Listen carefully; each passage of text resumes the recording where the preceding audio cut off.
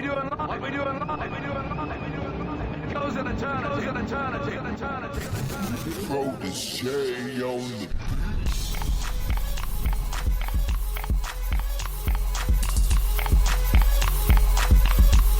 1 2 1 2.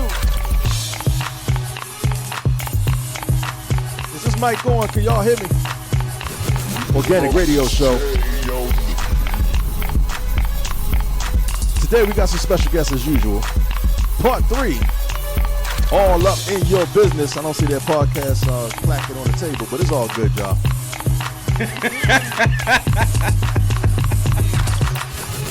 Protege on the Shout out to Protege on the beat. Making them hot tracks. We're going to bring that back because we like that track right there. It's called Protege Stepped Up. Which Protege? That's the little kid Protege we used to run with? Junior. That's Sean Jr. Oh, you're Junior. Oh, you're Junior. Oh, they call him Rebel Junior now. But that's Protege.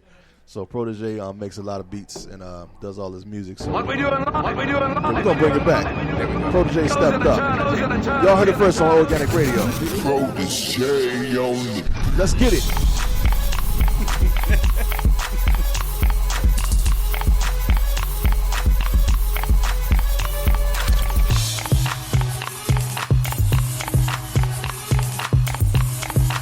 Protege on the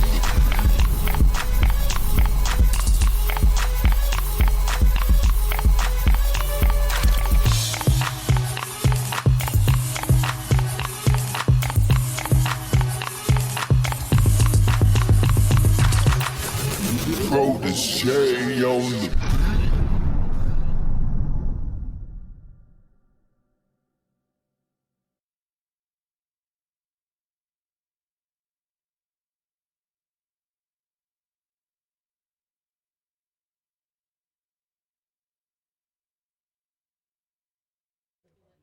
Y'all still out there? DJ Sean Rebel Organic Radio. And we got all up in your business in the building today. We're going to go live on FB and other social medias in just a moment. We're going to do the audio for a moment. So the people that's on the audio section of this podcast is getting the audio right now. The people that's on the FB section and the Instagram section will have to go onto one of their social medias for live for one of my artists and everybody else that's in here. Latte Life and Will Gilmer and Lovely. When they go up on their social media, y'all see it on the social medias for a little bit.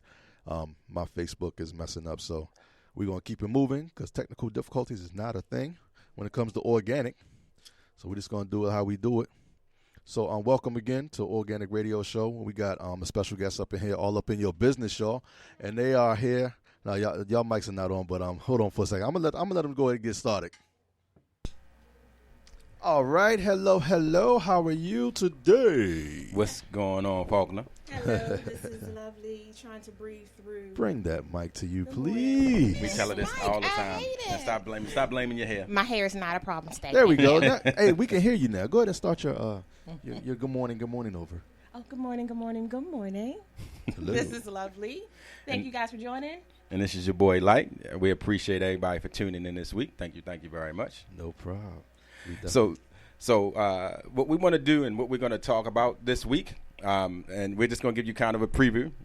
What we're talking about is PTSD, some of what individuals, kind of what your experiences were growing up in the hood, some of the things that have kind of impacted you in your life. So we've done a lot of research. We've talked about a lot of things. We believe when we talk about this issue of mental health, the impact and trauma is not just an urban thing. We're talking about your hood, wherever it was that you were raised, wherever you were born, just some of the normal difficulties that each one of us face in life.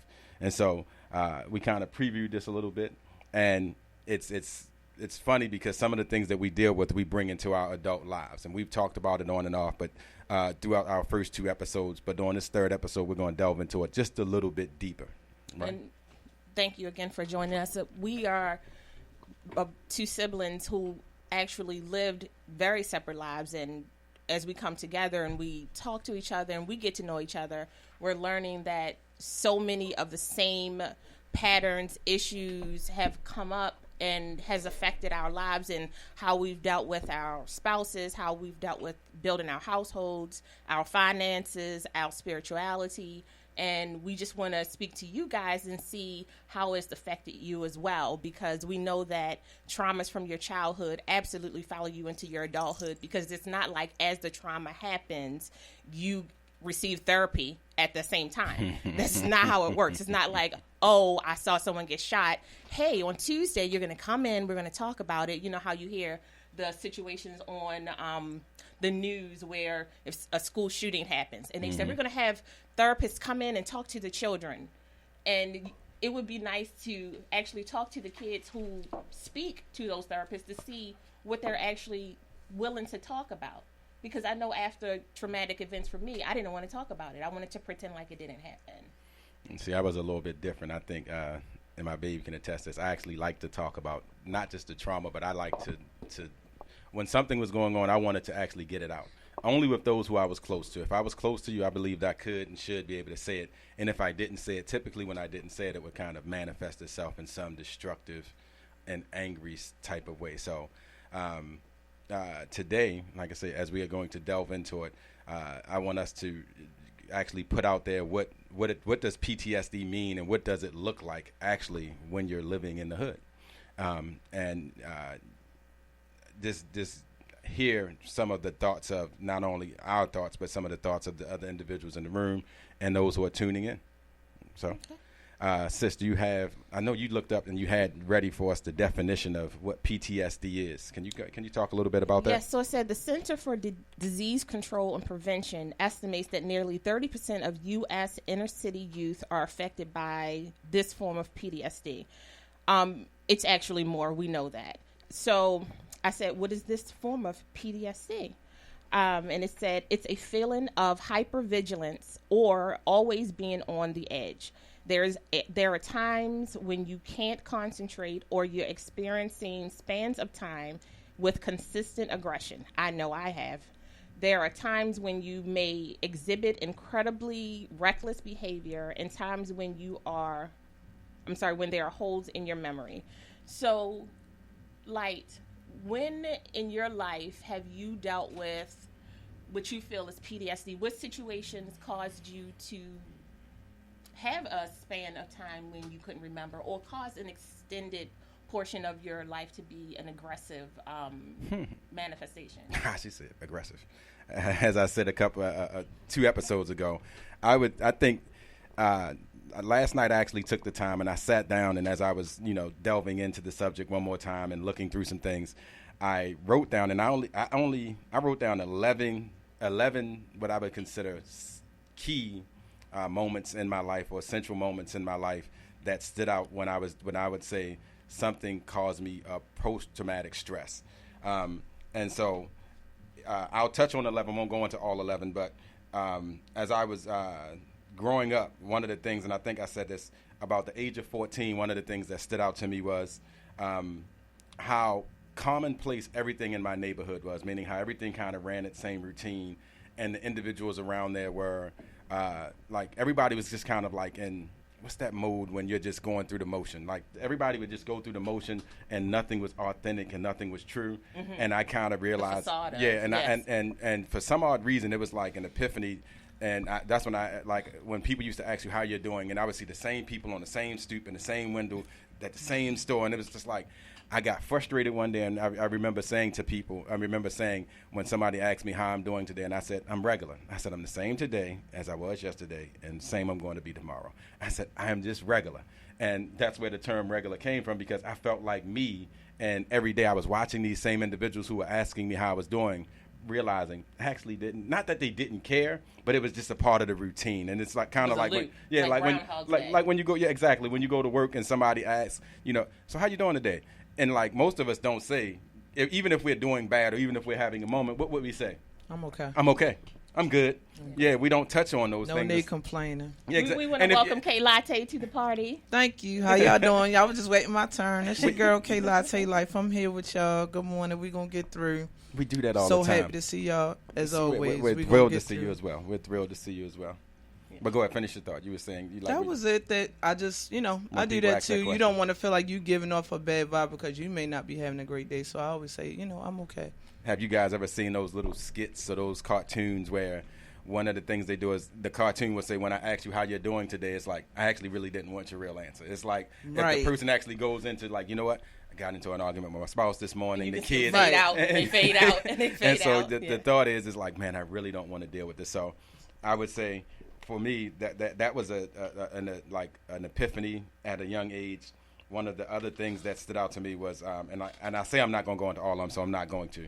I'll let you kind of bring it in when you want to bring it in. I remember being young as this kid that used to wear hand-me-downs, being ridiculed for being a loner. I remember the first time in my life that I was called conceited. And I wasn't called conceited because I thought I was better than people, but I just stopped caring what other people thought. So I went from being this kid who I remember being joked for wearing this oatmeal coat, as they called it. But it was a hand-me-down, and I didn't realize the oatmeal coat was a beige coat with beady balls. Yeah, it was beady balls on it. Yes. So it was called. Texture.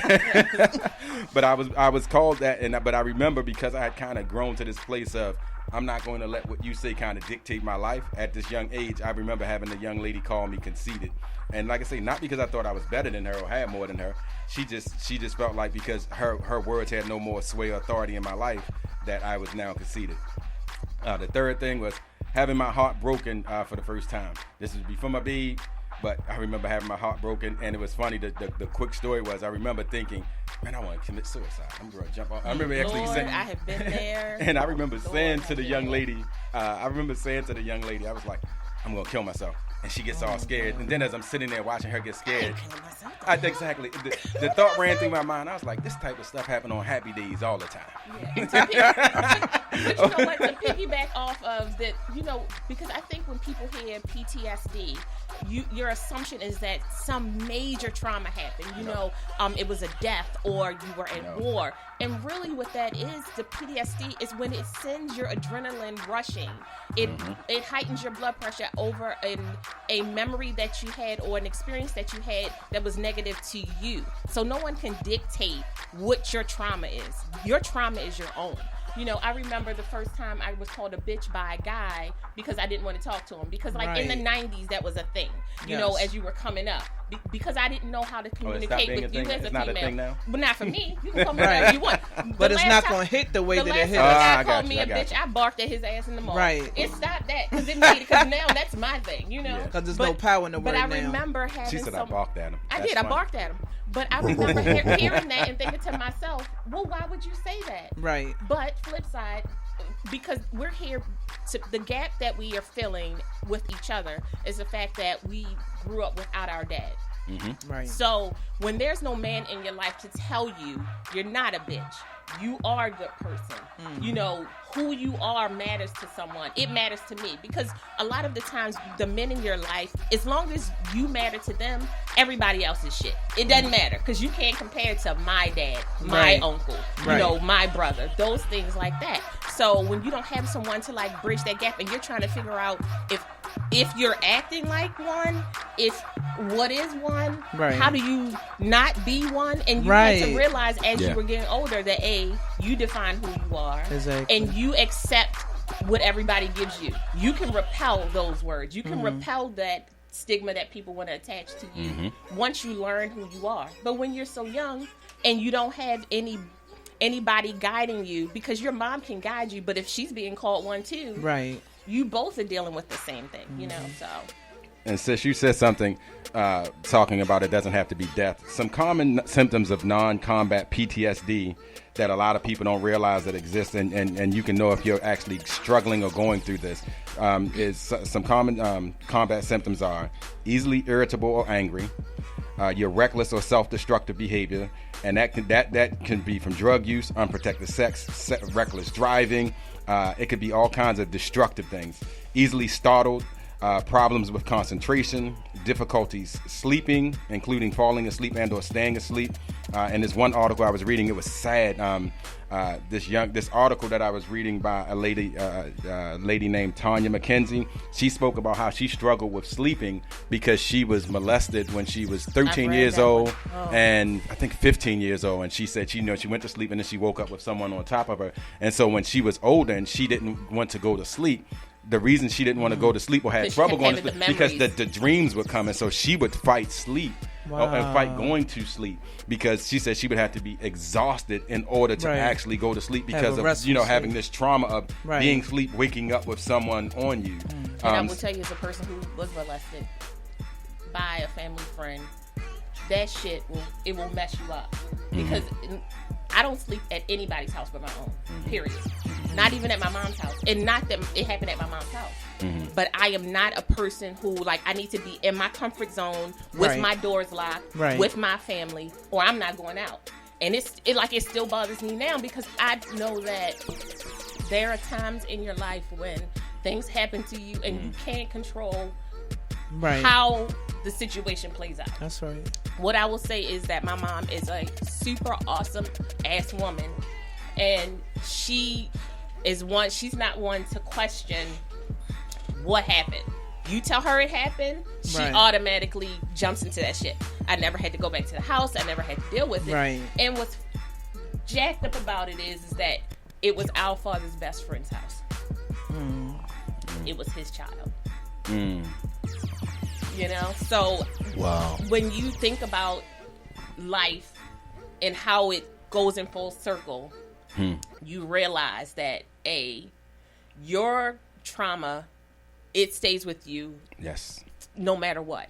So if we can reach people as early as possible to try to help them identify what their traumas are, B, to define what their hard limits are when it comes to friendships, family, workspace, co-workers, it makes such a big difference because once you say, no, this is my bubble, as Light says, this is my bubble, you can't touch it.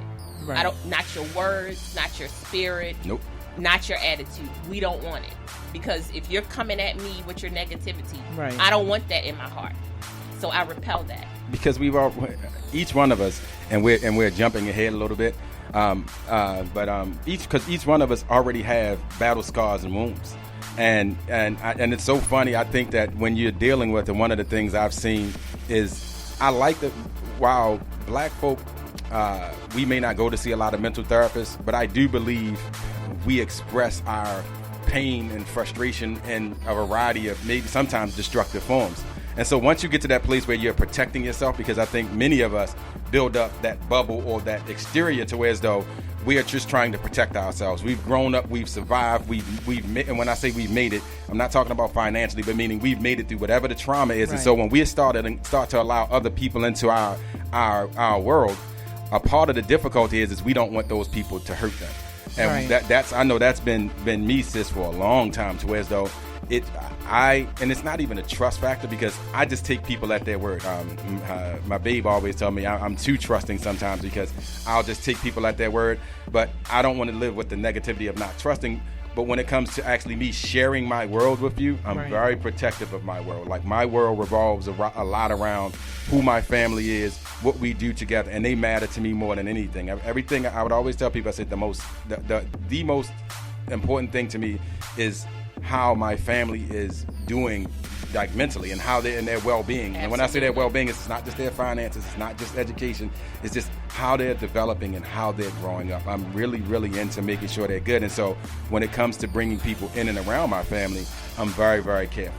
And so the people that I do allow into my home or do allow to our functions and things like that, I know that's when I'm not only letting down a guard, I'm letting you into something that I consider sacred. I consider them very sacred. And so I've worked through some processes to get to that place, but because I agree. That's what I was going to say. I think that because what I've learned, and it's unfortunate, I've learned over the course of time, and we'll recap some of these things because we're jumping around a little bit, but over the course of time, whether I'm in church, whether I'm at work, even if it's different individuals you've grown up with, I've seen people who come to your family, and because of what they're dealing with, they bring their drama to you and your Right. family, and they have a heavy impact on like how you live. And when they do so, you watch it just kind of unravel and explode in your world. Rule in my house is your spirit can't cross my front door Yep. unless we feel it's going to be positive and a positive impact on us. My kids are that way. My kids don't allow friends to their house if they don't feel they're positive or bringing something good to the house. And it wasn't even something that you consciously put into your kids, but when your kids say, I want to have some friends over, and you say, who? 3? Oh, well, you can have a party. No, 3. Because these 3 people mean something to me. They can come into my house, and I know that what happens here is in our house. Because I think what we are fighting is having people who come in for malicious reasons, Right. who just need a reason to talk about you on the other side. They're not bringing Exactly. anything positive to your life. There to take. And sometimes, not sometimes, most of the times, it's because they're wounded. Yes. Hurt people hurt people. Yep. That's just the way it works. Exactly. And you can't change that, So what we want to do right now, Super DJ Sean Rebel. What up? We want to take a little 30-second break. 30 seconds. A minute and 15 seconds. Just want to take a little break real quick with some whether it's you or Protege. We'll be right back after these brief messages with All Up in Your Business. Organic radio show. Super DJ Sean Rebel.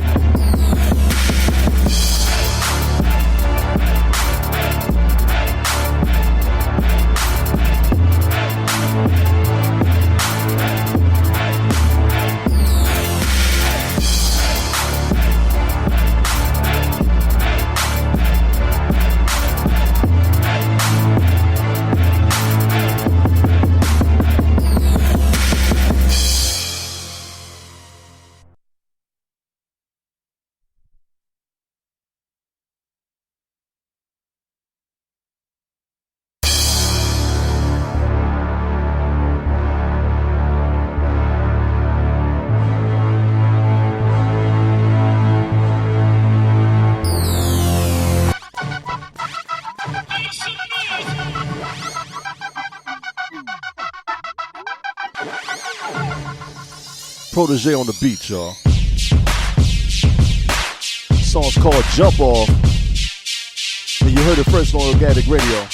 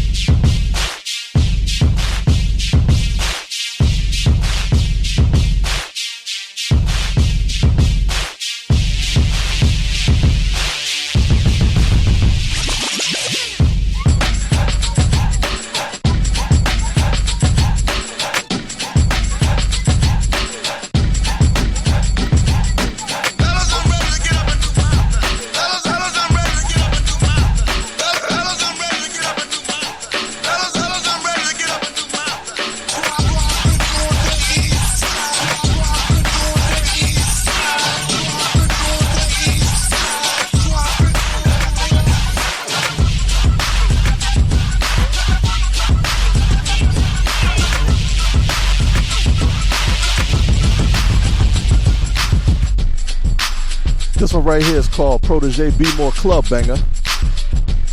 Yeah, we highlighting and spotlighting the producers now. So all y'all producers out there listening in, make sure y'all send me y'all beats to DJ Sean, that's SHAWN, Rebel, that's REBEL, at gmail.com. So we can play your stuff and, you know, promote y'all on the radio show. You know what I'm saying? Holla at your boy, DJ Sean Rebel, at gmail.com. Super DJ Sean Rebel, as my man Light says, Double X, as Lovely says. But 1-855-493-6499 is the call-in number. Listen to me, y'all. When it's time for y'all to call in, let the guests get up and do their thing. That's what the song says. But when they call in, you know what I'm saying, call in after the subject. They say, you know, we got any callers out there, start calling in. Again, that number is 1-855-493-6499. 855-493-6499. Again, Protege on the beat.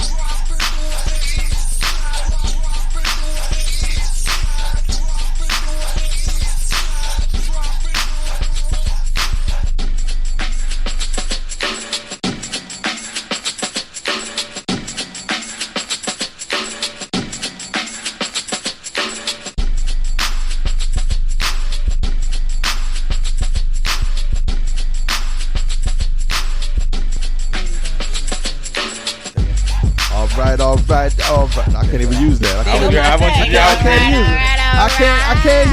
I can't use it. And now we're back. On saying all right. All up in your business. We're back live. Hello. So you telling me I can't say all right? You Can I say all right? You can Can't say say it it in that sequence. That Can sequence. I can't say all right. I guess. I can say that. aight. You can say I like, guess. all right, exclamation mark. Look. All right, exclamation mark. The way All things are right. going these days is like I know, bruh. we trying to get on and we trying to put other artists on and put music out there, but the FCC, the They about their copyright business. infringement, They about their business. Gotta they coin just your own hitting so everything. hard with everything because it's like I know you want to use like I'm talking to everybody out there in TV and audio land. When you are using music, right? If you don't have the permission, and it's very hard to get permissions when people on tour. Yeah. Or the publicist doesn't pick up the phone. You have to wait weeks and weeks at a time to say, hey, can I use that song? I want to use a song for my show. Like, yes or no, right? But by the time you get to that answer, you already did the show. Very true. The show, Very you true. know, you got to schedule too. You got to stay up. So all up in your business. We're back. There it is. Okay. Back in it again, huh? So you're telling us we have to be uniquely creative on our own. Oh, man. I'm from Baltimore, bro. We can do that. You have I'm to come up organic with your own radio. words, your own language. Right. I already have my own language. Well, we got super That's producers regular. up. We got mad producers, so I ain't worried about the FCC or anybody's There we go. laws. We got Let's plenty do of Baltimore artists. then. Let's do Baltimore. Let's do everywhere. Yeah, Everywhere. Let's do everywhere. Baltimore and beyond. True that. That's what we're trying to tell you. You see my face? Baltimore Yeah. and True. beyond. True. But I got it. Can't say that either. I don't know. I was gonna say like, That's copywritten too. That's trademark. all the words are copyrighted. They're about to be. Woo. Hot Don't have girl no summer. dictionary. Everybody Go to got school with a it. half At a all. book. I tried to type in like when I was trying to type in regular like and do a hashtag. It's already and out there. and somebody I was like, are you kidding me? It's not And too so I many had that's to not put- out there. And so I'm thinking that's my word. I was looking at some financial report this morning, and it was like it was something in some finance and regular, and I was like, I've been using it. Should have gotten. You wasn't thinking about copywriting it way back when I was 14 years old, Right. And I lived my whole life saying it. So somebody get to a point where it's like, no, you can't say that. You can say it. I'm going to say it. I just can't play it. So You can say it. Had I to be can't like play it. regular light or yeah, something like that. Put exactly. your own yeah, on there. Yeah, I got to do that. And back to all up in your business. All right, so yeah, let's get back in. We digress, as people say. As you say. I hate when people say Because that. I like to go off on a tangent. Yes. Yeah, I know I do. That's why I'm. Hey, I what's rap- the I safe rap- word for the day? What's the safe word for the day when you start? Oh, it's always supersonic. Supersonic. Supersonic is Oh, the safe okay, word that's right, all the that's right. time. When somebody's going too long, was my we go song. supersonic. You always take me So- back with that word. I know. But So coming it's back, I wanted to say thank you for sharing, because you don't have to, and I believe there's plenty of people listening that can relate to a lot of the trauma that we talk about here. So I just wanted to tell y'all thank you again, because this topic is so important to a lot of people. They may not come out and say or be able to share, but they're listening. You know what's funny? I consider myself, and we had a photo session this week, and I told my sister, I said I wanted to, we went in and we had our dress, suit and tie, and then of course, I had a spot where I put a Wu-Tang shirt on and put some other things on. But if we did a full, All the time. Ripping every day. if we did a full session, Rebel, and I know this was one of the old songs, but in one of our old songs, I said they call me shining light because my light so shines. So when men see my actions, God will be glorified. I go from fly suits to baggies, the army's fatigues. There's no standard uniform in this Christ-run league, and so there's I more. wanted to do the WAP just now. I know. I was like, I was like, in my head. But the reason that last part of the line is significant to me because when you think about mental health, we look at mental health like you have to appear a certain way or you Right. have to have a certain look. And my thought is when I get up here and have the opportunity to share with other individuals, this has been therapeutic for me for a long time. This process of starting as a young man, and I'm thankful to God because He's given me not only enlightenment and understanding, but He's given me the ability of memory recall for those significant moments in life that have actually impacted me, and I consider for the good. Now, have I always responded good to those moments? By no means. I said my, TC sitting over there, Trisha sitting over there, she got 29 years of, if this nigga don't stop getting on my nerves. It just happened. I just felt it. She said, check. And so I would always say, while it's not easy, I tell people, I say it's not easy enduring the emotions and everything else that go. But the one thing that I've learned to do is, and I've always said to her, is one I've always wanted to communicate. I've always wanted to talk, and I don't believe in just shutting things down, because when I shut things down, something negative always happens. Something like the response, the outburst, and it's never a positive when I'm not able to communicate. So when we're sitting up here talking, I want to encourage other individuals to realize that as they analyze and walk through their lives, don't be afraid to challenge yourself and to challenge the different. And when I say challenge yourself, it's not like this competition, but challenge yourself in a way where you're willing to look at those ghosts and those, I don't want to call them skeletons, but those scars and those wounds that exist, so that you can also start the process, because the most important person in helping you to be better and to be mentally well is you. Absolutely. It starts with you. Yeah, and I think that the assumption that you are so special, that this one thing only happened to you. Right. It is something that we deal with on a continuous basis. I know, in our previous conversations, we have had conversations about post-traumatic stress syndrome. We've had conversations about, being a mom and the stresses that come with that. Yeah. We've had conversations about becoming a dad, just things like that. And as long as the world continues to spin, you will never be by yourself. It is truly up to you to decide who you trust enough within your circle to have the first conversation. Because believe me, the minute you have that conversation and somebody touches you in a way that feels comforting, where you feel like you're being heard, and when you feel like you are protected in that space, you start to release so much baggage. Like, there are days when you talk to people, and by the time you get to the end of the conversation, you feel like 10 pounds lighter, because it just meant so much to be able to say, and you didn't even know you had so much to say. Mm-hmm. I had a lady reach out to us on Facebook when I posted that we were talking about post-traumatic stress syndrome, and she said she was getting her car detailed at a shop on Park Heights, and she was speaking with a young lady, and the young lady just dumped her heart out. Mm-hmm. And she said, my God, did that girl survive? She said she needs to hear your story. She needs to hear this, because there are a lot of people who assume that you just have to deal with it. You have to deal with drugs. You have to deal with, drug addict parents. You have to deal with an environment that is not conducive to learning, to growing, to helping you with your finances, to helping you raise your children. Mm-hmm. I know how people say all the time, back in the day, we used to help raise each other's kids. Right. I can tell you that in my neighborhood, I wouldn't let anybody touch my kids, but my house is so far from my neighbor's house that I'm not in the community. And I probably did that on purpose. That was our nice way of saying we used to let other people beat our kids, is what it was. Well, nobody could beat me. My mom used to always say, you see those two lights over there? Those two lights, don't nobody touch them. Because we were way lighter than everybody else in our family. Which brings me back to hello, everyone. We did our first podcast with just the two of us. There we go. You can find us on Spotify and at All Up in Your Biz podcast. We had a good time doing that. We were talking a little bit about our lives, the color of our hair, the color of our skin, and some other things. I dyed my hair, and the hair of him as a child. Who knew? I brought him back to life. I'm growing the hair that he wished he had.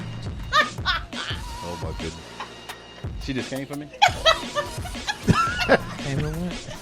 I'm up here trying to get facts ready. She coming for me. Hey, supersonic.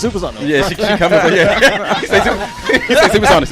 Too much there. Too much. Oh man. So okay, all right. So we did digress. We did that again. I'm gonna not use that word anymore. No, you have to. This is an open forum for us to Oh no, I was joking with that digression. He said all the time. No, you're good. You're good. Sis, you're good. From my flow. You're good. So let's get back into Let's go. PTSD. Yes.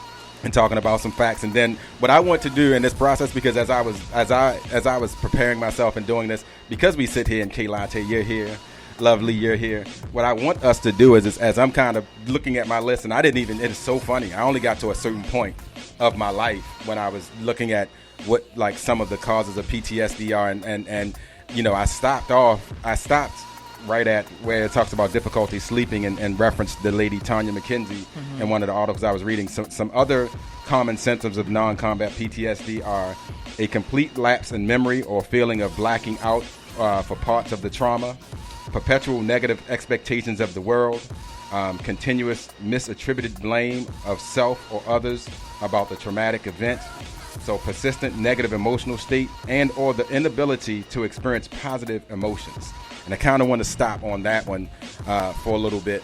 And the reason I want to stop on that is because as we're dealing with this subject of PTSD, we want to kind of encourage individuals that we believe, and I believe, that there is help. This week, and doing this podcast, one of the things Lovely and I have the opportunity to do is we try to do as much research. We dig deep. We read a lot of articles. We listen to a lot of podcasts.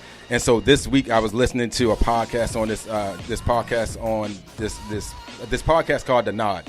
And as I was listening to this podcast, it was this very well educated gentleman who was talking about what's free and talking about what it takes to be free and how you can get to a place of real. Once you realize that even with all the education that you have in the world, even with having a good paying job and different things that's going on in your life, you still have people in your world who actually don't accept you for who you are.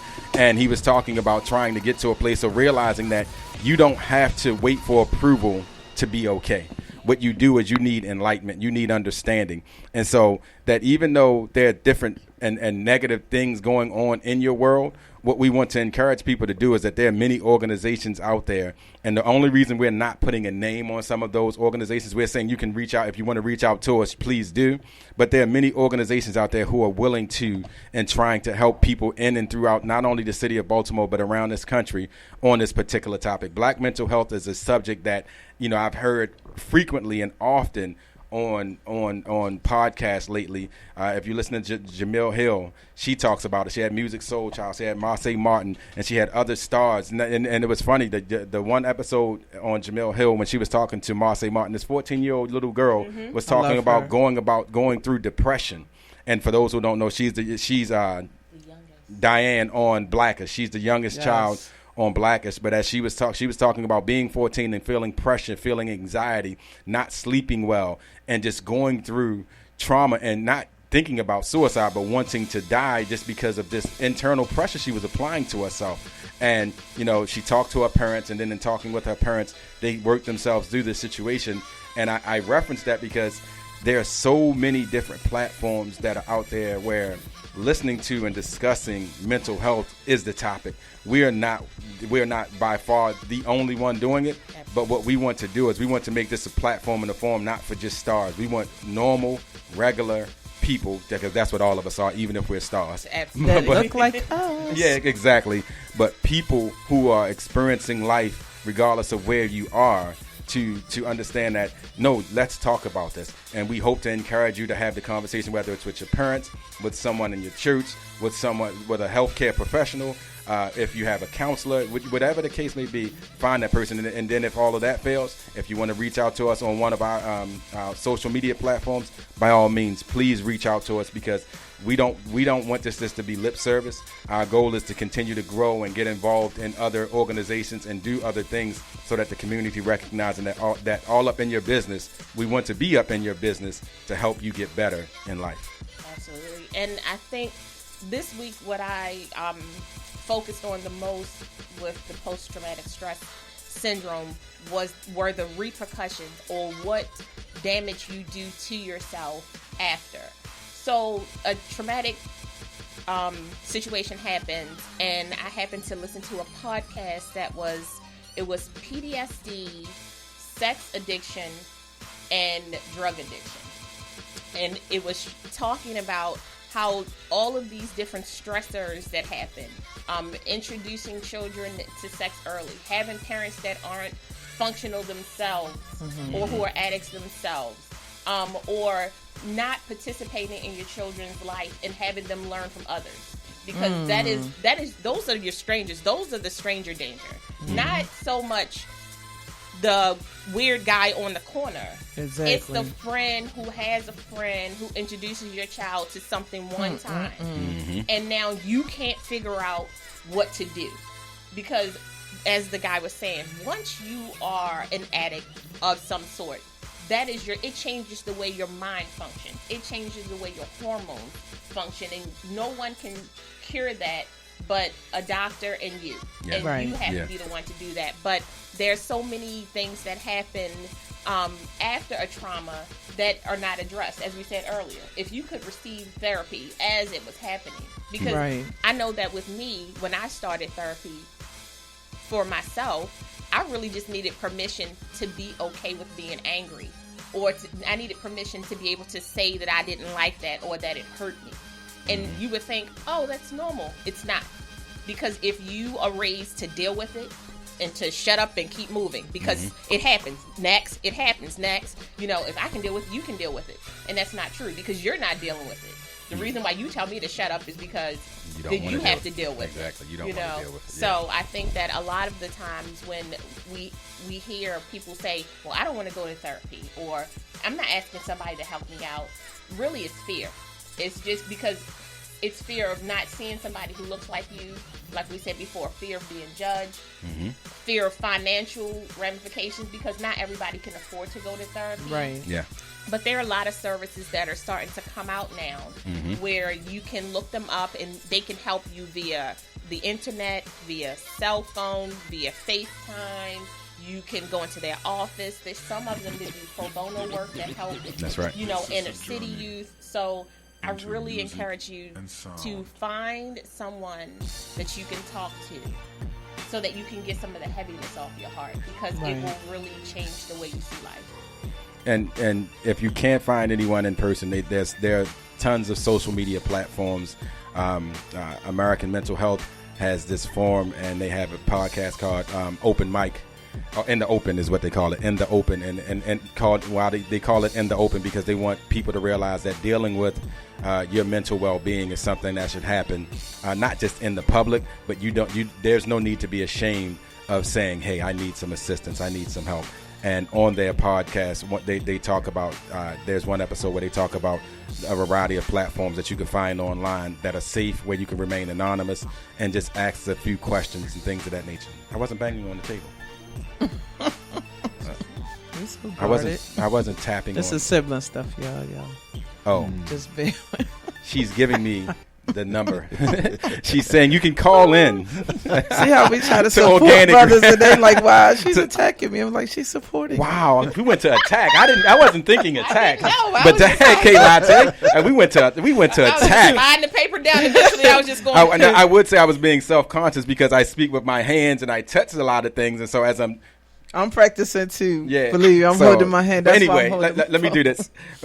We want our callers to remember, if you're listening right now and you want to call in, please call in to 1-855-493-6499. Once again, that's 1-855-4WEMIXX. 1-855-4WE-MIX. We're looking forward to callers calling in.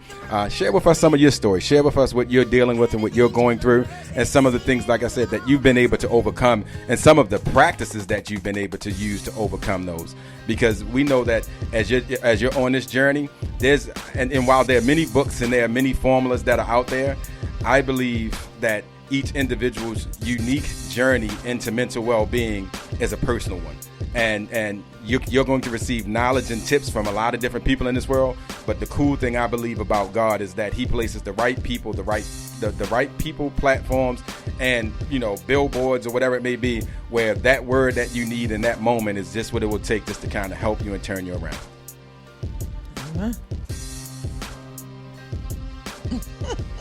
Well, you want me to stop the music? We want you to start the music. That was the Fade in the Black. In the black. Organic Radio, Super DJ Sean Rebel. We up in here with All Up in Your Business. Definitely call in 1-855-493-6499. A number again is 1-855-493-6499. Come on. Another song by Protege on the beat called Confessions.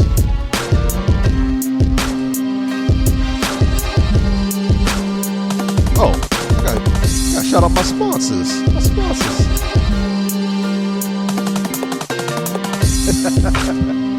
We're gonna bring that back.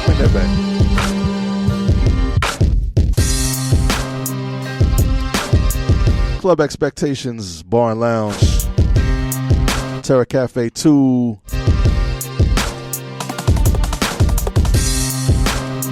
Basic Black Clothing, FSE Wear. Shout out to y'all for this shirt. I got it on today. What's up?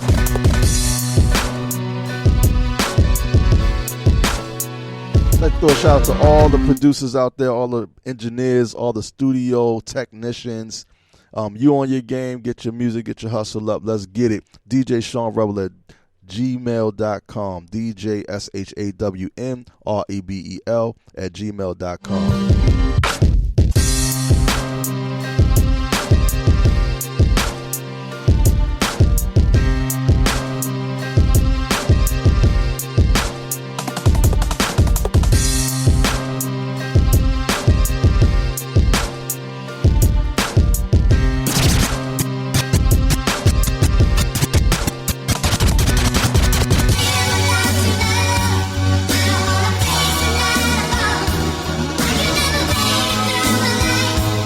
Song's called Never Gonna Let You Go. Protege on the beat, y'all.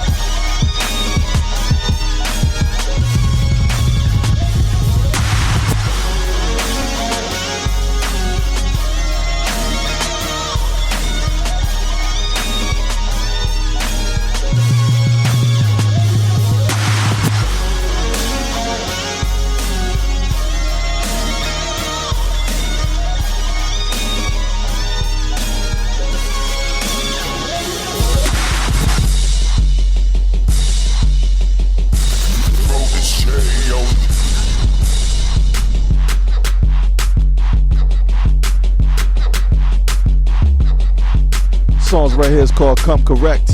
Protege on the beat. 1-855-493-6499. Y'all don't see me on camera, but you hear my voice. Go ahead and dial in. All up in your business up in the building today. DJ K Latte Life.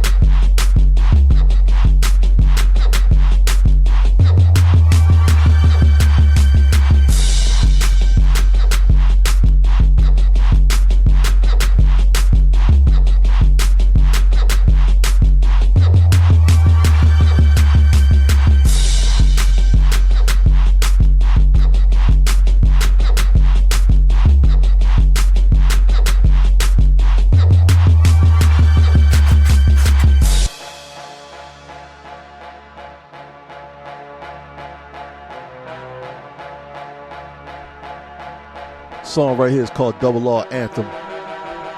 We got a caller. Hold on, y'all.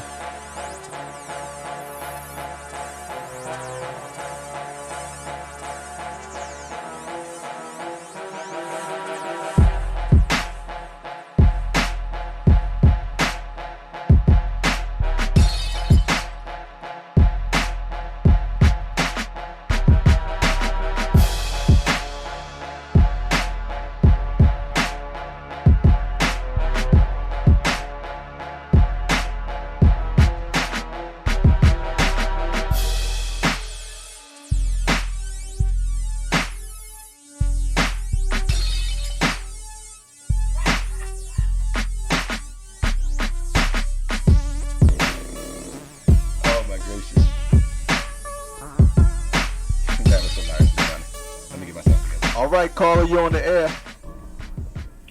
What's up? Anger Music Group in the house. What's going on? Mixxstation, Rebel, K-Latte Life. What's up? All up in your business. Hello, how you doing? Good. Just chilling. Just wanted to come on here to encourage my brother and my sister. Keep going. Keep doing what y'all doing. We appreciate that, brother. We thank you very much for that. Thank you.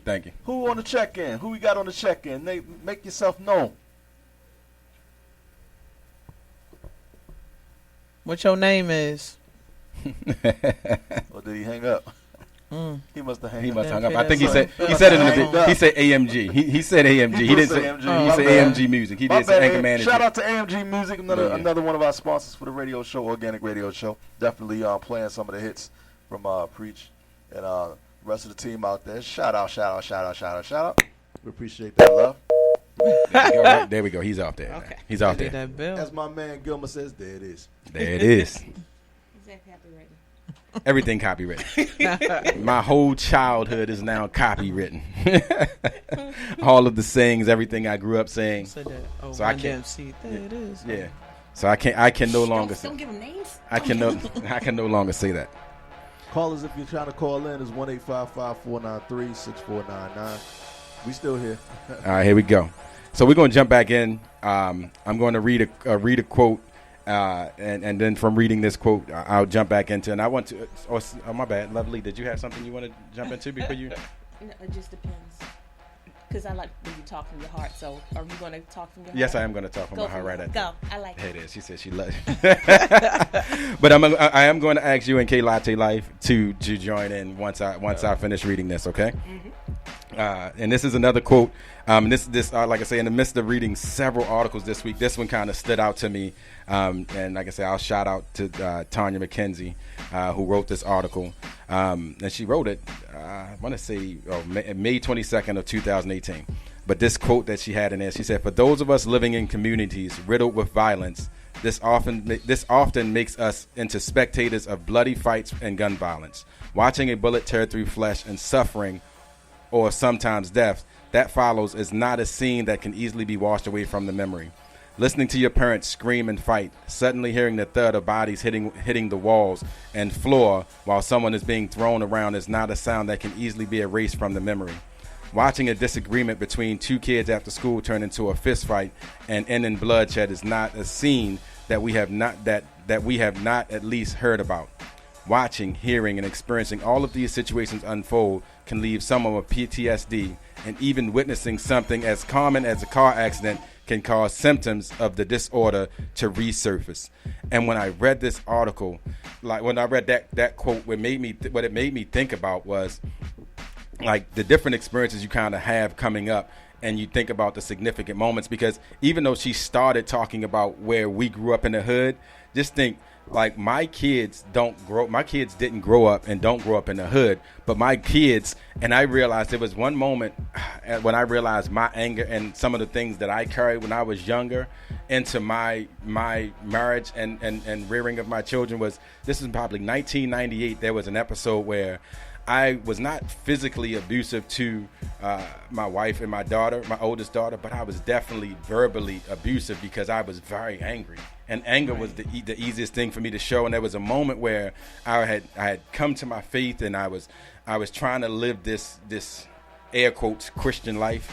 And as I'm trying to live this life, there were things about me that changed, but the one thing that didn't change was my attitude, or my anger rather. And I remember having a moment where I used to get angry over the stupidest things. But the moment I was going to talk about the black pens, I know that's the story. I'll give y'all the black pen story after I give you this story. But there was this one episode where we were sitting in the living room, and I forget whatever it was that happened, and I just explode into this ball of anger, and I'm ranting and raving, and I look at Trisha's eyes, and I look in Deaja's eyes, and I see fear. Now, I wasn't going to touch either one of them, didn't. And like I said, Deaja didn't have a beating since she was probably like 5 years old. So she was older at this time. But when I was responded the way I did and saw the fear in their eyes, I realized I had to change. And like I had anger issues to the point of, it was actually disturbing how easy it was for something so stupid Right. to drive me to a point of just blowing up, that I was like, man, I have to fix this. And it was funny because my answer to fixing it actually wasn't actually talking about it at the time. My answer to fixing it was just like, I'm gonna suppress my anger, and then it manifests itself differently. But do you guys, hold on, let me check in. Do we have a call on the line, or we're good? Okay. But can you guys think of some childhood experiences that kind of carried over into, where you've seen things growing up, or you've heard the thud on the wall, or you've heard things, because our kids still are impacted by what's going on in our lives, even if they don't grow up in the hood. So I will say, for me, I am a manifestation. Like, my attitude and how I carry things is a direct manifestation of my childhood and my need for peace in my house. Mm-hmm. So I grew up in a house where it was there. We always had somebody staying with us. There was always like a family friend, a dog, Always. a cat. There was just always something, because my mom is a bleeding heart. So people use that against her. So there was always somebody there. But so the issue wasn't really my mom. It was the extra people who were around that brought their drama into it. Mm-hmm. And as I got older, the minute I thought that because my husband and I have been together since we were 13 and 14. So you grow up in increments of like 6 months. So we've met each other many different times in many different phases of our lives. But the minute I thought there was going to be an argument or something was going to start, I shut it down. Like, I'm the first person to be like, no. Well, what you're going to say is no. I will walk out of a room and shut the door on you. I know that makes people mad. I do apologize now, but I still will do it. Sound familiar? I'm not the person. I'm not the person who, like, because the minute I feel like the anger is going to start, my anxiety kicks in. My blood pressure goes up, and I get scared. I turn into a 5-year-old child who can't hear that. Mm-hmm. So, and I know that about myself. So I had to learn how to have good, constructive conversations, but it took a long time. So in my house, my husband and I didn't have an argument until we had a huge falling out about 2 years ago. Like, our kids had never heard us raise our voice. That's destructive to them, because they didn't even know that you could have. Now I have my child, my youngest, you can't raise your voice in the house, because her assumption is that one situation is going to happen to our house again. Right. So it wasn't so much me, because my yelling and outbursts, like you said, the blackout moments, mines were like with my husband in a car. He'll be like, Lee, remember that time you cursed me out while we were sitting in front of the graveyard? I'm thinking to myself, no, but that sounds kind of good, because probably where I wanted to put you. But, however, my thought was, why would you park in front of a graveyard to have an argument with me? Like, I don't think that was a good look on your part. But that was my thing. So when the anger came at me, it automatically sent me into fight or flight. And I was flight all day, because I wasn't going to scream with you. So a couple of weeks ago, we kind of touched on that. And so I'm sitting in the room with 3 women, and it's me and Super DJ Rebel.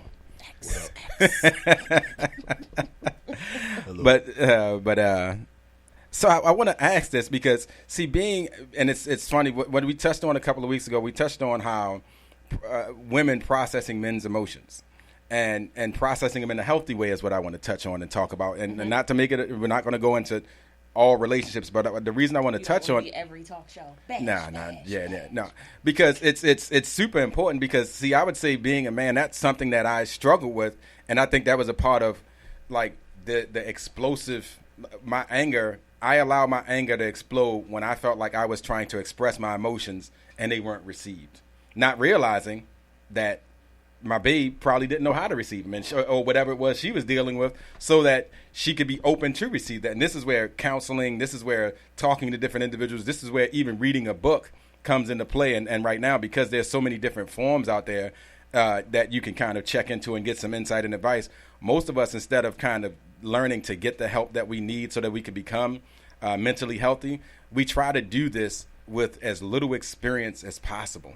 And we learn, unfortunately, from our mistakes all too often. And the people who are impacted by it are our children and the people who are close to our worlds, because they see you either, they see you either have that cataclysmic moment where it's like nothing, and then it's like, what the hell? Like it's like all of this chaos, and or it's just they're living in this almost pretend world where it's like, so we don't fuss, we don't go through things, and we don't do these things, and it's like nah.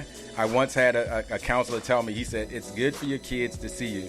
And this was my mentor at the time. He said, it's good for your kids to see you work through difficult situations. He said, because you cannot live in a world where tragedy and chaos does not happen. And when you teach them that tragedy and chaos does not happen, once it enters into their world, if you have not been preparing them for that, then what's going to eventually happen is once that moment hits them, he said, they're going to crumble. And we live in a world now where, and on your job, in schools, in colleges, you name it, but we're teaching people how to run, hide, and fight, doing active shooter training. We're doing all of these things, but what we don't teach people is the basic, everyday, common response to how do you handle mommy and daddy getting into this argument? Right. How do you handle your sibling actually growing up and they're either addicted to something or they're struggling with just a normal mental health issue where they may have autism and things of that, like, and you're a child and your sibling is responding in a way where you don't understand it. So instead of like trying to gain a better understanding, you attack, you mock, you joke, you critique, and you think it's funny, but you're actually doing more damage to your loved one. And it's showing your fear. Yeah. So, K Latte, how do you deal with the stressors of trying to hear and communicate with your spouse, and also how your childhood traumas may affect how you hear the words coming out of his mouth? That's got funny. A little bit of time out. When y'all asked me, I was thinking about always from a parenting standpoint. Yeah, but since you said spouse, we were just talking about this last night. It's so funny. We were talking to two different couples, and I was just like, oh, I'm so grateful for our dialogue. We work on the communication all the time because, as he says, we all have triggers. So things that happen that don't have nothing to do with me, nothing to do with him, but other stuff that when we come together as one, we all bring our baggage. So we just try to talk about it. Sometimes, I'm a Scorpio, so I'm also a very empathetic person, so like you could say something in bulk or whatever, and I'll take it, but then something will just click, and I'm gonna give you all that back. So I try to definitely, as I say, check myself first, take a moment and be like, you talking to me, or like, what did I do? Did I miss something? So sometimes I just step back, like, all right, he's stressed out, he worrying about, and sometimes I'm tired. Like he always like, you got anxiety. I don't like being late. I don't like rushing, like it drives me crazy. So you get whole nother latte, and he just like, hey, when you act like that, and I'm like, I'm responding to the situation. You put nothing, and so it's like we be laughing later, but it's like, why would you mad? I'm like, I wasn't mad. I told you I was hungry. I wasn't mad. So when we know, like, all right, when we hungry now, let's get our food out the way. What else? We tired, we rush, let's go knock this out. And sometimes we do a gig, we high five, we kiss, and we like everything is good. But then it's like, well, what happened earlier? You was tripping. And I'm like, I was tripping? So now just like we just try to choose the words so it doesn't sound like an attack, and that we actually hear the other person out. Not that we have to agree, because we don't always agree, but we can agree to disagree and be like, we good, we going to go forward. So if this happened, can you just tell me what you meant? Because he say, I don't know if he wants to, so he'll say that I'm saying something, but he don't know that he did exactly what I said. Y'all, man, it's like, I'm going to the store, get this bread, and we leaving, and I'm like, I want to go to the, I'm trying to go see snacks. I didn't have to say it. And he's like, no, you need to tell me what you're doing, because I'm thinking we leaving. And I'm like, I gotta look like that's me. I tear a store down. And he's like, I'm ready to go. You said go to Walmart. I'm like, no, I meant Walmart parking lot is a whole bunch of other stores. That was actually yesterday. So I'm telling him we can get something to eat. I can get some hair, because the whole natural hair thing, that's a whole nother episode. I was looking for something in the Korean shop. That's all I'm gonna say, because I'm like, we gotta go do this crab feast. We hungry. Boom. All the stores right here. He pulls up the Walmart. So I'm like, what we at Walmart for? So he mad. Like, I found a parking spot. We at Walmart. That's what you said. I'm like, I was using it as a landmark. So sometimes he's like the same thing I say. I guess I'm giving you too much credit because I'm thinking you understand what I'm saying. You know me, You think he can read your mind? And I'd be like, you know me, like you know where I'm going with They it. don't read our and minds. instead, he give it all back. He's so analytical. He's Men like, have well, ESPN. this is exactly We what don't you have said. ESP, so And we I'm don't like, want you giving us those God. Really? I need you. Really, to- we're supposed to read the mind? And you know, I'm probably really more. Nothing was wrong. I told him I was hungry, but probably freaking out. Like my head gonna look like a puppy by the time we get to the place. So can we please get in this shop? I got like 5 minutes to pick something, and he just like, oh, you figure that out. We gotta go. So I'm like, instead of, I want to break down the crowd because I'm like, I'm just standing in the car then because I'm gonna look crazy. And it's like we gotta go, and we hungry. So it's just like now we just gotta be like, hangry, 50% "Whew." attitude. It's a whole lot of, Yeah. but I'm not mad. I'm not mad at him. I'm so understand, frustrated with the situation. Yeah, I'm like, I don't even know what to do with all this. You see me, you know, I'm like, you see me. I'm trying, like, I did all that and it didn't come out like that. So I need to go get some Korean, like, you know. But, you know, it worked out and we got something to eat. And we was there early. Everything, the show was nice. And I still love you today. Exactly. See how he They hit stayed that. back. He smiled. He make me wait. No, This he the gave stuff you the I be eyebrows. talking That's adult talk that we don't want to be a part of. okay. Okay. I said it online. But you know, See, but you know what's funny? My eyebrows. So exactly. So you guys say you love her know back. I love you too. There you go. I was like, so you better say that back, bro. he know me. I just, I Yeah, you gotta hear the word. You gotta hear that, bro. I was know, her but I wanna hear tone, it. Her tone got real deep. Like I said it online. Because we talking about mental. like I said it Yeah, online. So for me, it's that's need to like hear it. traumatic. Like I just put myself out there, You have and to y'all should be able to relate because I know it's harder for men to say I put myself out here. I like her. Oh, she ain't say nothing. She ain't call me, or you know, you Actually- before we used to write a note. And you Actually, be like, it's check yes, frustrating. no, or maybe. It's frustrating because we put ourselves all the way out there. a First lot of date, times. Yeah. all the time. Then it's like shut down. So we get the opposite of what you say. And I was great. See, that's actually Super DJ Sean Super Rebel. DJ Sean Rebel. All right, y'all but one of the outnumbered. things, Y'all outnumbered. but it's no, it's not even about the outnumber part. But one that kind of he set it up for the question I was going to ask because I think in the midst of dealing with this, and like I said, we're not going to devote because that's a later show. We do want to go there. We said we want to kind of have have some people sitting on that table. Yes. So Wifey. I'll jump off. Yeah, I don't want to stay on that topic too long. Exactly, because that is the time to say supersonic. But no, the question that we could pose it later, where we discuss that the languages, and I know they said that the different love languages and stuff, and so I don't want to go all into the book, but because I think I that read it was great. I'm not saying the book is not great, but I think that even some of the experiences when we're coming from a mental health perspective, and you're coming from some of the. We're talking about PTSD and growing up in the neighborhoods in which we grew up in, and even in some of the homes we've grown up in. A lot of males do not see strong support, and I'm not talking about. I hate the wrong perception that we give off as men, and I see these things and stuff. I've been an individual who excelled in sports. I've been an individual who excelled in academics. I've excelled in my professional life, and all of those things. If you wrap all of that together, none of those things still make me who I am. All of those are just titles. And when it comes to the heart of who I am, one of the things I had on my list as a significant point in my life after my first heartbreak was looking for unconditional love. And I was looking for unconditional love. And for all of my church-going people and church-going folk, we'll say that only comes from God. And I'll tell people, while I know that to be true, it's still embodied in the different individuals he brings into your life. And it's scripture to back that up all day long. Can you say that again for the people in the back who didn't? But when those individuals who talk about unconditional love only coming from God, I believe, and I have scripture to back it up, and you go to 1 John where it talks about, it says, how can a person love God without first loving their brother or sister who they see? You say, if you don't love the brother or sister who you see, you can't love God. So stop telling me unconditional love is just from our spiritual father, God, who is kind of reaching down and just like kind of sprinkling it on you. It's lived out through you and your life. And so once again, I digress. But I liked it. But I was going to say sprinkle me, man. But I figured that was a copyright. But from a male perspective, men from a male perspective, like I don't want even on this show, I'm going to walk away from a lot of those stereotypes. Yes, I'm a man, but me being angry is no different than when I see women get angry. Right. Me wanting to connect and relate was something I wanted when I was a teenager. Me having a desire to, like I say, talk my babe into having a child as a teenager was because I wanted to feel love from a family. Right. and I wanted connection, and that didn't prevent me from all of the different things that I did and accomplished, quote unquote, as a man. All of the titles never made me feel complete. Right. What makes me feel complete is the family unit that I'm a part of, and not that the family was perfect, but that the family was always what I wanted, because that's what made me feel whole.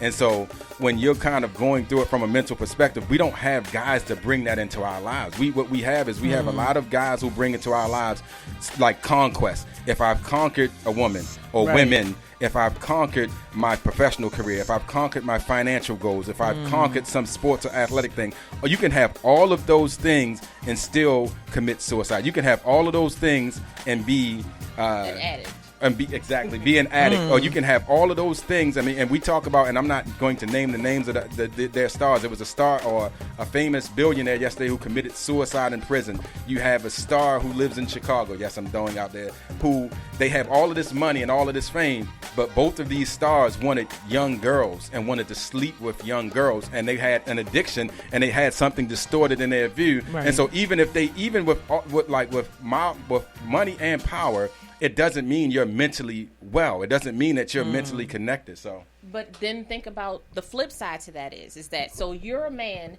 who is trying to search for unconditional love. You're being told, shut it down. Your emotions are being, told to shut it down. Being told to shut down. Yes. Flip side, I'm a female who, emotions are all over the place. But when you are looking for unconditional love as a woman, you create the picture in your head that you want it to look like. So then you're more susceptible. The list, yes. So then just watch the movie on the list. So then you start looking for people who fit into the category of what you think it is. And you don't even have to fill the list up, because when you're so desperate for touch, you start accepting people into your life who just fit like, oh, he has brown eyes. I like guys with brown eyes. He shall come in. Right. So then you get the person who uses you. Because not that women don't use people, because, Lord, that's a whole different category of, The world's oldest profession is called that for a reason. I'm just saying, men sell themselves too. Amen. So, but you have situations where women or young girls fall for people that look like the picture in their head. Mm-hmm. Because if you grew up without a dad, you start to find men who do manly things in your head. Mm-hmm. Like, oh, he has a job, but you don't know what job he has. Or he has a car, but you don't know where he got the car from. Mm-hmm. And then you later find out that maybe he was a drug dealer, or maybe he is married, or maybe he's an abusive person. Mm-hmm. But you stay because he still fits into the category of what you think you deserve. Yeah. Because you don't have a platform for really who you are as your greater self. Mm-hmm. And then by the time you figure that out, you've had so much trauma happen that non-combat PTSD kicks in. Mm-hmm. So now you don't trust people when they talk to you. Mm-hmm. You're always telling your kids how shitty their dad is, or you're always having an antagonistic type personality to the situation. Yeah. So like you can't accept a guy who comes in and be like something. You're aggressive with your love. Mm-hmm. I'm aggressively fighting your love, and we live in a house together. Mm-hmm. What does that look like? Speak on that. Most of our relationships. That's what I'm saying. So then you turn 40 and like all of a sudden when you're 40, your hormones have calmed down. Your estrogen level is starting to drop. Your, what's it? Testosterone has dropped down. You're no longer fighting to have sex all the time. So now you're just sitting in a room together like, I kind of still like you. I don't know. And I'm sorry that I fucked up your life. But if we could make this work, this second half will be amazing. And you're like, what? And you need somebody to sit, and that's when you need somebody to be like, ding, okay, on this side of the ring, so that way you can have honest conversations with each other. Will you let them know, when you did this hurt me? But once we start working through them, absolutely, it becomes such a beautiful place if you can make it to that place. Right. But not everybody deserves that place. Right. Yeah, but when you say not everybody deserves it, I would dare to say that you may not be able to arrive at that place with that person that you probably entered into that situation. And that's what I was going to say. Yeah, I was going to say. So You it doesn't. don't deserve it with me. Yeah, I was going to say because there are times when an individual will be going through what they're going through, and you want to see all people come to a state of mental well-being, but that doesn't always mean it's going to end up with the same two people who started the journey together. I mean, that's just life. Okay. So Super DJ, I said it wrong. What up? Super DJ Sean Rebel. No, man, that's too fast. You gotta say it lower. Super DJ Sean Rebel. There What's it up, is.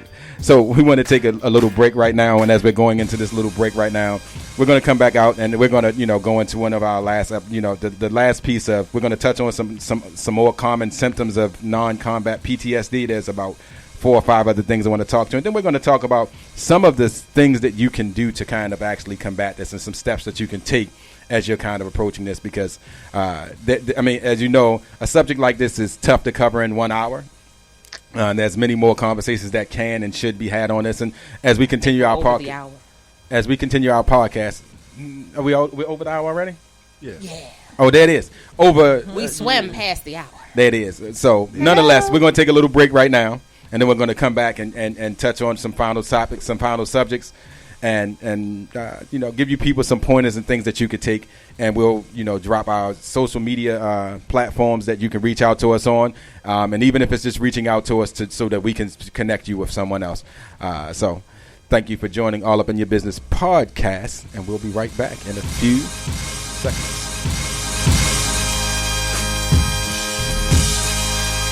Song right here. It's called I'm the Man, produced by yours truly, Super DJ Sean Rebel. Let's get it.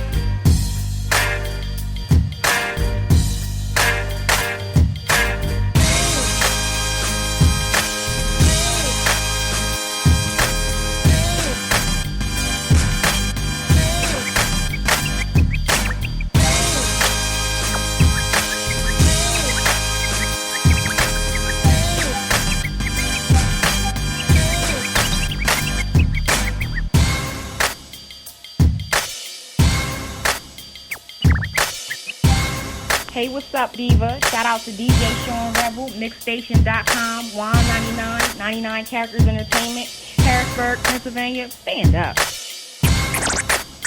Stand up. Stand up.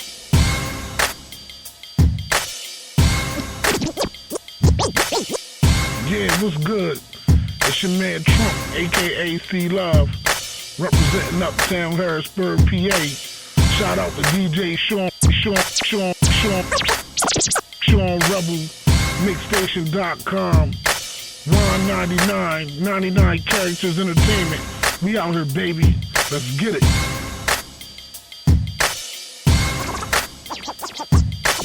What's up, man? It's your boy Banger from the Hilltop, Harrisburg, man. Shout out to Mixxstation.com with Super DJ Sean Rebel, man. Fucks with your boy.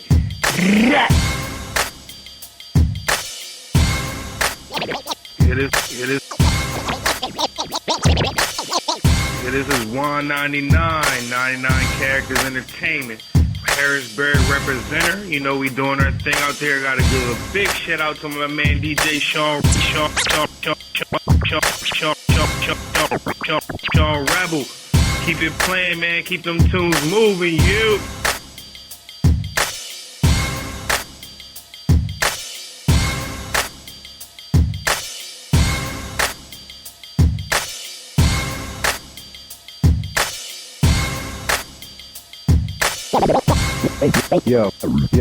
Yo, that's 16, Pothole City, USA. Repping for my man DJ Sean Rebel. You know, we go way back like Cadillacs with the shark fins, you know what I mean? Keep it banging, man, on the Mixxstation. That's what's up. Peace.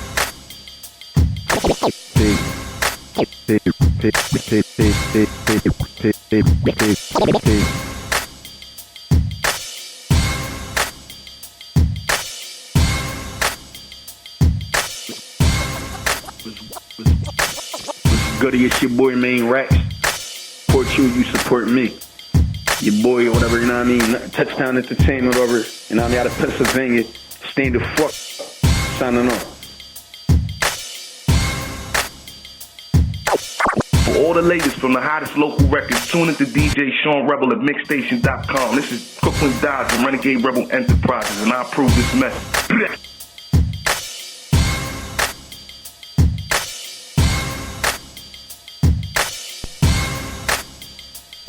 And we're back. Hello. What was that, Mrs. Doubtfire? I said, hello. Yes. Y'all got everybody catchphrases today. That's what's good. We are here to say that There it we do is. not own the rights to any of these words we've said today. I'm not even going to say that. We're just using them. We're just going to use them. You know what? All right. I said it. Exclamation. All right. All right. I said exclamation. We're trying to help you out. We're trying Say to it. help you. Say it with your chest. Yeah, say it with your chest. Say it like you mean it. Bring it from the diaphragm. What's up? We back in the house with all the up in your business. Yes. They got some final segments they want to get into, so let's go. Yes, so we just wanted to give you a little bit of background from the studies that we've researched regarding PTSD, and I'll just read a couple things. It said a recent study that ran in the American Journal of Orthopsychiatry found that you don't even need a direct experience of violent crime to be hurt by it. So it's a doctor named Carrie Reisler. Mm-hmm. They have evidence that said evidence of higher rates of PTSD in urban population than in war veterans. So you think about that. Mm-hmm.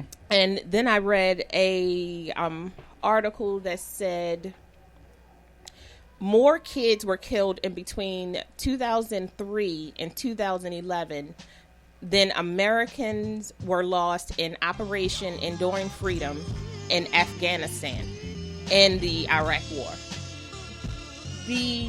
That is astronomical. Mm-hmm. And a lot of that is because they don't have the means to express themselves.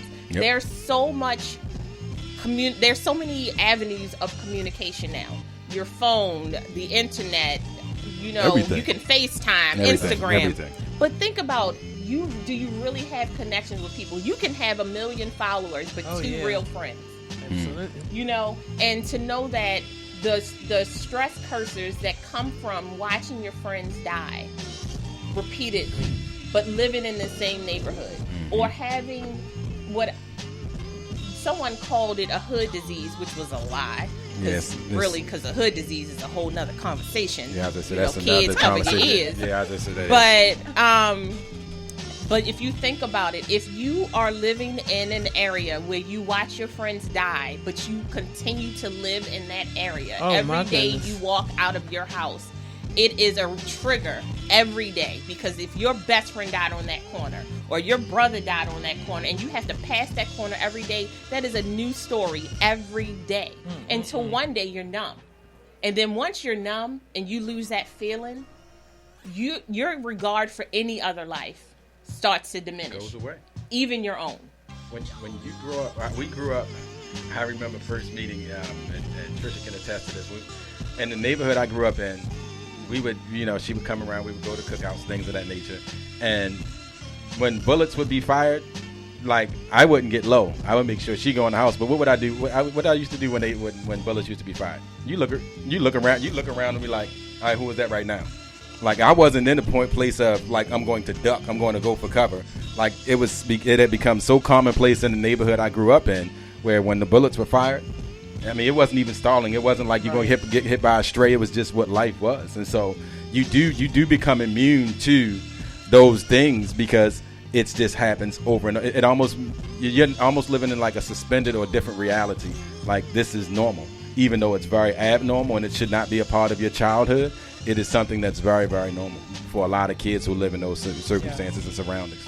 Okay, and you had some more information you wanted to show on the positive side, things we can do. So what I wanted to do is and I'll transition from that, because it's funny, because even though I grew up in that environment and grew up in that neighborhood, I've been fortunate enough to like I stated earlier, I've been very successful, and I've been thankful. I believe my life was riddled.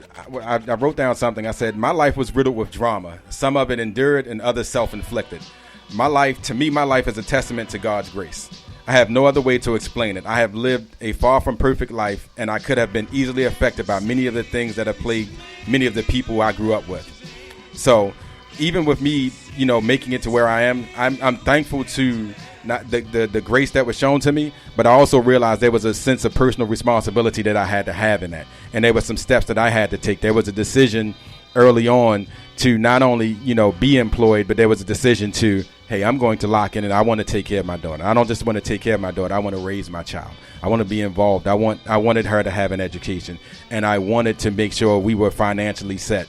I mean, I was financially taking care of my kids. So there were some decisions that I made in this journey, and while I didn't realize these were mental health or mental well-being steps that I was taking at the time. The other day, we were just trying to live. Yeah, you're just trying to live. You're just trying to figure it out as you go along.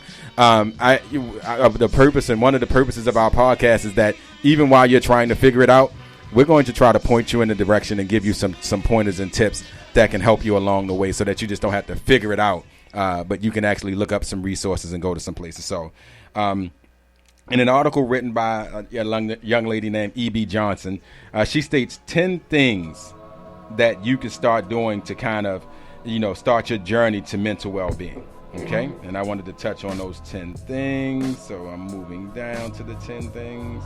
Had to get a name. So here we go. It says the 10 best ways to heal from childhood trauma. The first one says, distance yourself from toxic people. Now, when you're growing up in the hood, this is difficult, or can be difficult, but this is what I'll say, and I'll use myself as an example. I told you that moment that I had when I started using the term regular, and getting past people talking about the hand-me-downs that I was wearing. That was a personal decision. Did it hurt what some of those people were saying? Yes. Did I actually have aggressive thoughts towards some of those people at times, and you wanted to kind of make things happen? Absolutely. Yeah, there you go. I absolutely did. But you know what I decided? I wanted to be in control of my life. And what I did was I stopped letting them dictate who I was and what I was going to be doing. So distance yourself from toxic people, and it is your choice, and you can make that choice. And one of the blessings and the best things that come into my life at that time, and I remember it, was I met my then girlfriend, but now wife. I met her at the time, and so I made my family, even at that early age, the center of my world, so that I could start moving away from the toxic people who came into my life. Number 2, learn self-regulation and stress reduction techniques. Find an outlet. And I know it's somewhat hard depending on what your situation may be, but you got to find an outlet. We talked about social media being a platform, but whether it's playing some type of sport, finding some type of club, meditation. And I know when you're growing up where we grow up, some of those things don't seem that well, but there are so many programs in the inner city now where they have these they do self-gardening and things of that nature. They're using different resources to tell kids there are different outlets. And even if you're the toughest of tough people in the world, there are programs out there that can help you to kind of move past or get to a place where you can kind of reduce stress by getting around positive people. And one of the things that we used to say we used to call positive people corny when I was growing up. Right. What I've learned. He still calls me corny. I just want to say that. That's because of many other things. Yeah, I was just saying that's not for any mental well-being situations. He called me mental the other day. But I would dare to recommend to these individuals, look for places where when I say positive, I'm not talking about you shedding who you are, shedding your ethnicity, your identity, or your culture. I watched two young boys that play the drums that were on Ellen. I forget the young kid's name. But one child. Yeah, there you go. And I saw them on Fox 45. And these young men, they were just talking about how they had always expected to blow up, but they use their experiences. They use these drums as a form of expression, and that's healthy for them. So whatever it is that you're talented or have a skill in, you can use that as a stress-reducing technique to kind of help make yourself better. And just to add in, affirmations. It's one of the best techniques you can use for yourself. You look yourself in the mirror and you give yourself 5 positive things that you feel about yourself. Do you know how hard that is? But 5 things that you tell yourself that you love yourself and that you're worthy and that you're here for a reason, and you have a purpose. And if you tell yourself that in the morning, every day, you start your positive thinking before somebody else hits you. And find the song, find the movie, find the book, find something that does just because Absolutely. I remember, and babe, you'll remember this was funny because when I was being called conceited and vain, instead of like letting that be an insult to me, I embraced it. I remember the song that came out that says, "I'm too sexy for my shirt." So sexy for my shirt, so sexy it hurts. I would play that, and when people would say, "Oh, you look nice today," I said that was my intention when I came outside. Oh, okay. But you know what? I don't even know. But you know what? Because I took what was meant to kind of hurt me and cut me, and use that. I used that to strengthen myself. And it was one of those things where it's like, I'm not going to allow you to dictate. But did you wear the shirt? Did I wear the shirt? The cut shirt. No, I did not wear. No. I'm just asking a question because if you took it all the way there, we need pictures, honey. Pictures. Moving on. Exactly, right? 2020. Number 3, seek out support. Sometimes it isn't just possible to heal from trauma of your past alone. It's common for trauma survivors to become isolated, but this isolation is actually counterproductive to your healing. If you really want to find your way back to harmony, start by seeking support and get the strength you need to put the pieces back together. This entire walk and this journey that we've chosen to take, and I'm thankful to be taking this journey because I'm not only taking it with my sister, but with my wife, my kids, with K Latte, with DJ Super Rebel. This is for me a family affair. And going through this process is one where we're going to be encouraging and supporting each other, but we want to be there to encourage and support other individuals. So at the end of these 10 things, I have 6 more to read, but my sister will be letting you know exactly how you can reach out to us. And then if you reach out to us on those platforms, we'll try to point you in a direction, because when you look up things on social media, there's so many ways that you can actually, find out who you can connect with in Baltimore. But I will add this. I believe there is a unique flair. To what it is that we're doing and what we're bringing to the table. And I believe that God has provided us with a certain level of wisdom and experience that can help people. So if you want to reach out to us on our social media platforms, please feel free to do so. Y'all gonna stop laughing at those people. Stop it. You can't hear the mic. Don't worry Facebook about it. Live, it's not me. I'm not. There are people who are feeling the love. Don't worry about it. You good. So number 4, let me work this. Go ahead. Now, TC, you got this on lock. Number 4 way of reducing stress is get more sleep. Yeah. Show me how. Show me the ways on my brain don't stop. There's not much. It says there's not much that a good night or 2 of decent sleep won't cure. Yeah, you ain't missing nothing. You ain't missing nothing. Go to sleep. But you know what's funny about that? Some of the reasons, and the other article I read, it depends on turning your brain off or tuning your brain out is going to take. You talk about meditation. It's actually, to me, tuning those, not just tuning the thoughts out, processing the thoughts, speaking to those thoughts, because when my mind is racing and running, usually my mind is racing when I haven't had a closed conversation. Even if I set the next conversation up for the day, I have to let someone know, you know what, this is what's going on inside of me. And because this is going on inside, we don't have to talk about it tonight, but we really need to set up a time to talk. Yeah, and so that if you're doing that, that allows you to move into a place of peace. Because when you're stressing, when you're feeling pressure, when you're anxious or feeling some type of panic coming on, it's tough to kind of close your eyes because the brain kicks in and it just starts working. And you're going reviewing everything that you want to say. Gotta work it out. Gotta work it out. Gotta work it out. Gotta work it out. And so it's there. So I'm tired, but I gotta work it out. So it's 5:30 in the morning. Then number 5 Number 5 is tighten up your diet. Rebel, you had mentioned this a few weeks ago when we were talking about how a good diet, and I'm one who believes that, nope, I like eating food, but understanding how food and how those things impact your neurobiological state is something that's real important. So we're not going to delve into that one because that's a large word. That's something that's something that you can unpack there. So we're not going to do that. Number 6, allow yourself to get close to people. That's a trust factor that's really, really tough. Ooh. Yeah, exactly, right? But when you do it, I said it in my poem. Like I said, the Would You Listen poem that I read a couple of weeks ago was talking about, if I'm willing to open up and talk to you, would you listen? And not what you dictate to me, not what you try to tell me to, not what you instruct me to be like you. But if you're willing to listen, then it's easier for me to open myself up. Both sides have to build that trust, and that's something that you really have to work on. Yeah. So number 7, realize you're safe now. Once you distance yourself from traumatic events, or once you've had the opportunity to kind of say, I'm separating myself from toxic people, and you've made a decision. When I made a decision to move from East Baltimore, and we moved to West Baltimore, and then we moved to the area where we're living now, it became a lot easier for me to actually start dealing with some of the baggage or some of the emotions and anger that I had inside of me, because as I was entering into new worlds, I used to always tell people I grew up in a 9-block radius where I felt the most safe in this toxic place, because even though there were guns, bullets flying, and even though there was a lot of, there was carnage and drugs and everything else around me, I felt safe there because I knew it exactly. And so once I was able to get away from it, I was able to actually start looking and realizing, oh man, this was, how that was not just damaging to me, but it was actually hindering my growth. That was completely opposite. The minute I got out, I did whatever I could to get out of the 10 blocks, 20 blocks wasn't enough, 30 blocks wasn't enough, because I had no commitment to a neighborhood. I moved so much. We moved 18 times by the time I was 17.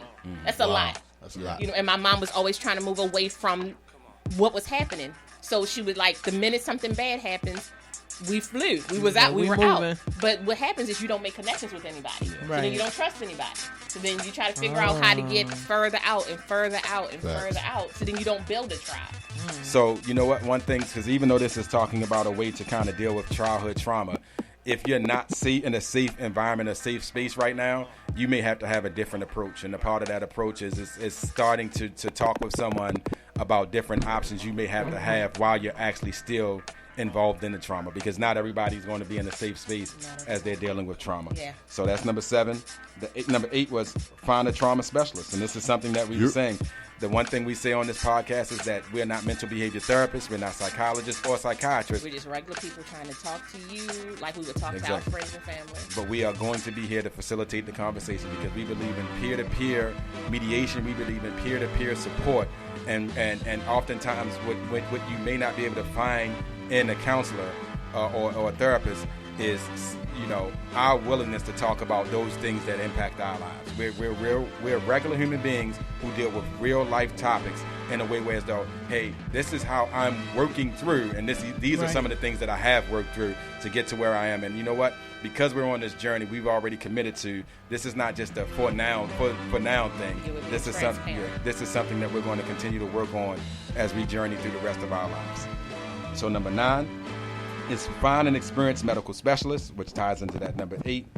And the last one, number 10, get honest about how you're surviving. Stop and take an honest look at your life as it stands right now in this moment. Allow yourself to recognize all the ways you have attempted to keep yourself safe and be brutally honest in recognizing all the coping mechanisms you've built up over the years. And I'll say this, and then I want you to talk, and I want to hear something from you, K Latte. I used writing, I used rapping, I used to use basketball. I used so many different things as coping mechanisms to sometimes, because I didn't always feel, not that I couldn't talk, but sometimes I didn't feel like I was being heard. Sometimes I would be afraid to share certain things about myself. But the one place where I could find peace was whenever I would sit down and write. I love to write poetry, and when I would write poetry or write out my thoughts, in all of the books that I have, I would be reading a book about someone else, but I'm writing my thoughts. And so I would be actually learning to heal myself by writing what my comments was, because that, even though I wasn't sitting in front of a professional, that professional's book became my therapist. And so I would write my notes, and then I would reflect on those notes then. So those is, giving yourself honest feedback about how you're surviving is real essential. So, K Latte, what are some of the things you've learned to do to kind of like not only survive, but have you ever been honest with yourself? Or can you give the listeners something honest about yourself, about how you've actually come to be right here, sitting in this studio, doing what it is you're doing, because you've survived many things in your life as well. So can you give us something that you've done to kind of bring you here right now to this day? I've never been afraid to talk about stuff. I was raised in a household of don't tell what goes on, but as I got older, I felt like me talking about stuff, whether I would laugh about a serious situation, but that's how I dealt with stuff. I was always the person to help other people feel like they could talk to me. So that helped, that kind of like that self-therapy when I'm talking to other people, and you think that you just had the worst situation, and then strangers will be talking to me now, and I'll be like, oh, well, shoot, okay, yeah. Let me breathe. So I'm okay. You gonna be okay. Yeah. And so now I just always use that, and just always help other people, and that was like my outlet. Like I felt good at the end of the day that I did something for somebody else. When I became a parent, I definitely was an advocate for moms. Like I would give out my food. I had food, so I would give out food. I would give out WIC. And people be like, "Oh, you stupid girl, why you gonna?" And I'm like, "Cause somebody else need it. I don't need all this. I'm gonna help somebody, whatever their situation was. I didn't ask you questions. I didn't make you feel bad. I just knew that obviously you need it, and so that's how I always been. But I guess I probably got that from my grandmother. I'm just very giving like that, and sometimes my husband get mad, be like, "You're too nice." I've got the "you too nice," but that's me. I feel good in my heart at the end of the day that if you were playing and you wanted to call yourself using me or whatever, you got what you got. But so I'm like, that's okay, And now I tell people, well, be careful what you do, because you burn the bridge, you can't come back over that bridge that you burned. Yeah. So and that's getting away from them toxic people. So like I was like you, I used to write songs and stuff, still got it, and I dance all the time. So music is definitely this brings this all full circle. Music is definitely I will say the same thing, I'm sure, for Rebel, our outlet. That music, I could take you there and you could hear a song and it just heals everything. Oh, and sis, I'm okay. I lined up, but then I had to be reminded of copyright infringement. When I was thinking about I was gonna say you better when I was not. thinking about stuff, I was remember because they have a Wu-Tang laundry room. That's what's up. I'm loving. Look, she done fell in love. What? I got Biggie in the kitchen. So, but the songs I was thinking about when you were saying that, like for this episode, I was thinking, can it be that it was so all so simple then? Oh, and I was listening to that Jizza Cold World, and then listening to I Got Your Back, and I was that Talib Kweli, Get By, and I was just listening to these songs this morning because all of these songs talk about growing up in these environments that we were going through. Exactly. So it was so much, and I was just like, ooh. So go ahead, sis. I'm sorry. No.